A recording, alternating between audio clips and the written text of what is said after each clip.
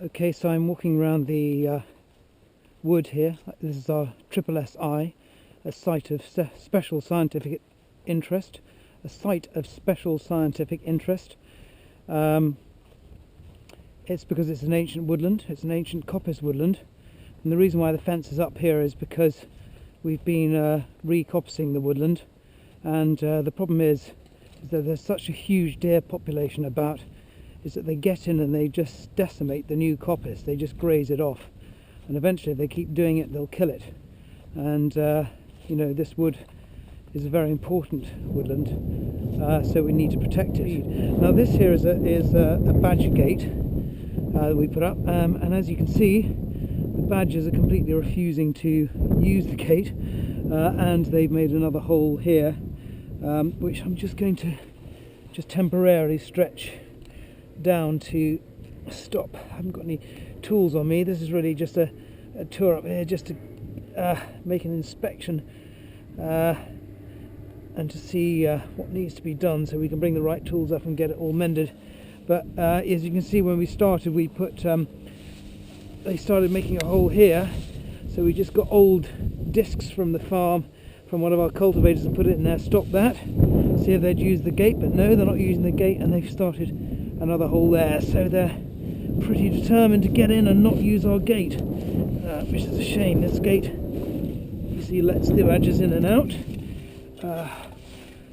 but it's not working.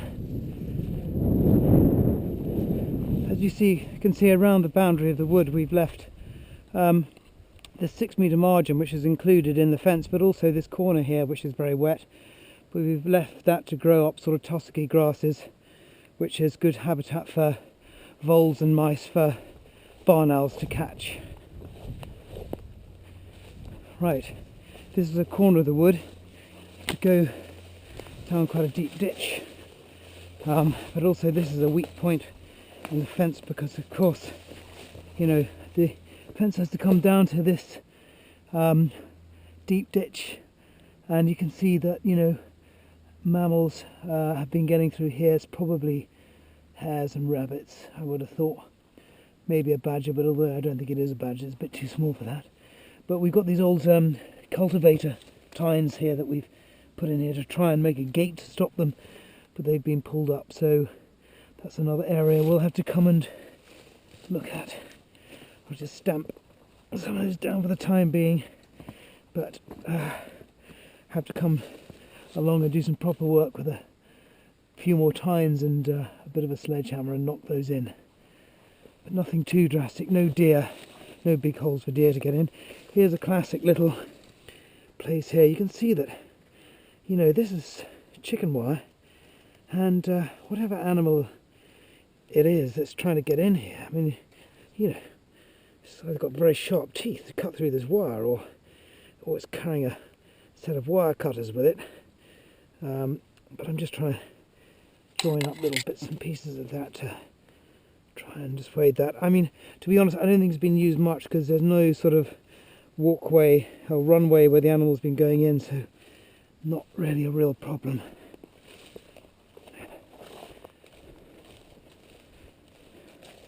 Another one of these blooming balloons. I really hate them.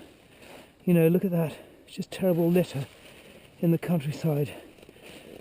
People just don't think that these things are just not biodegradable, and they come down and they lie in the hedges and the ditches for years. Pop them up there, and we'll pick that up when we come back with the tools to mend the fence. Oh, here's another hole here. You see a similar thing. Quite a bit of damage to there, but only small mammals. Nothing that's doing a huge amount of damage, hopefully, in the wood.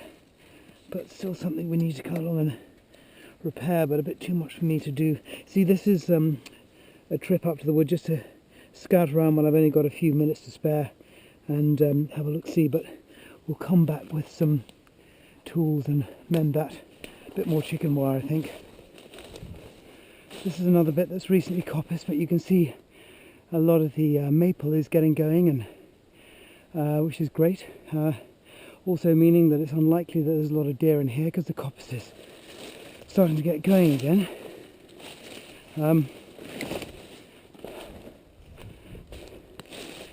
We use the wood from the coppice to supply us fuel for our wood chip boiler, which heats our house. Now this is a very thick bit I've got to get through now.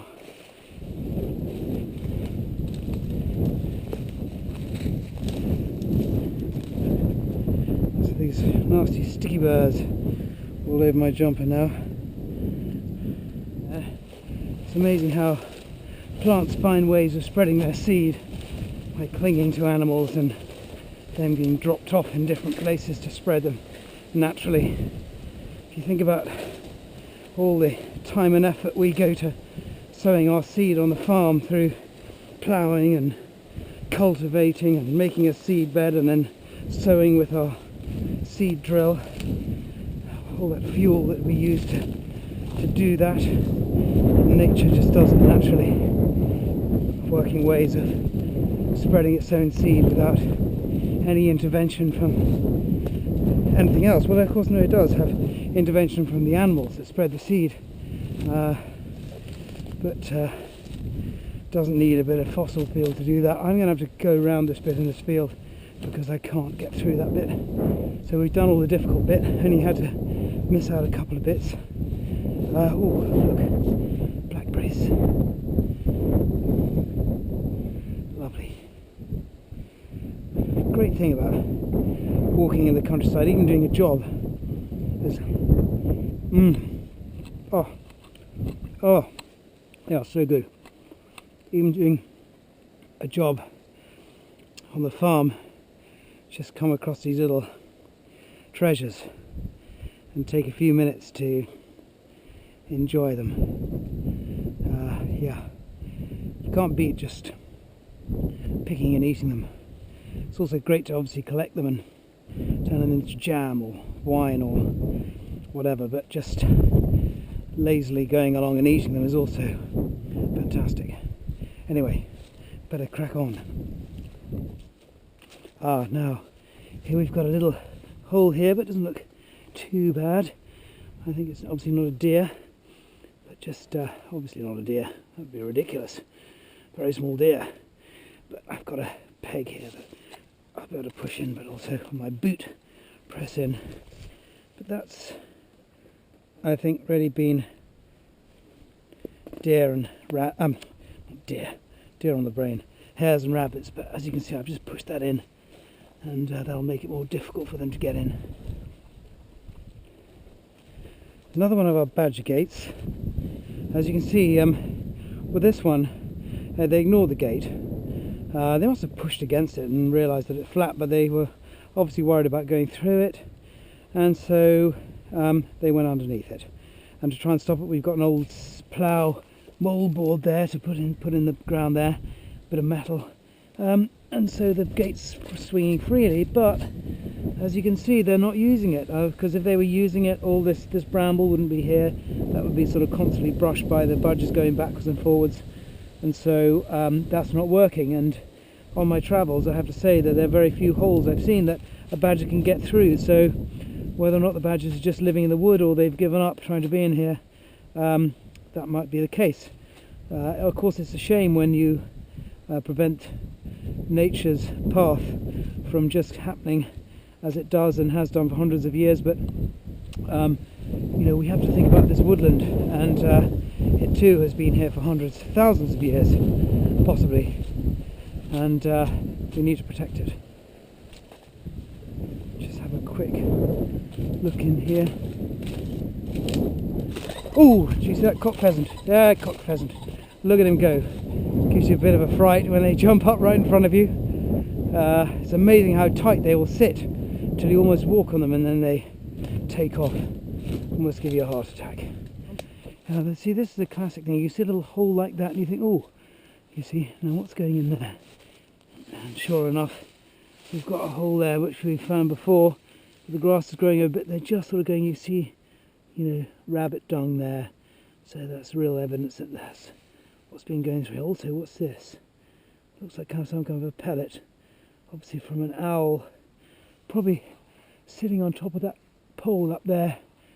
If you look around, you'll see a little bit of mutes from the owl, possibly, not very much, but there's still one or two, but you can see that's definitely a pellet. And if we break that open, you can probably get an idea of what it's being eating, but sort of fur in there, and so probably shrews, but you'd see, you might find a sort of shrew sort of jawbone in there, but can't see anything at the moment. It's quite an old one, so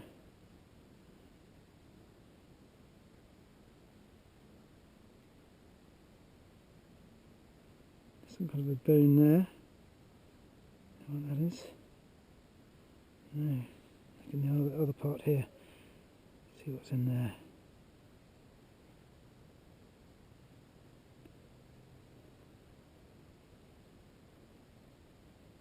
No, see, there's a. No, it looks like a sort of toenail or something hard there. I don't know what that is.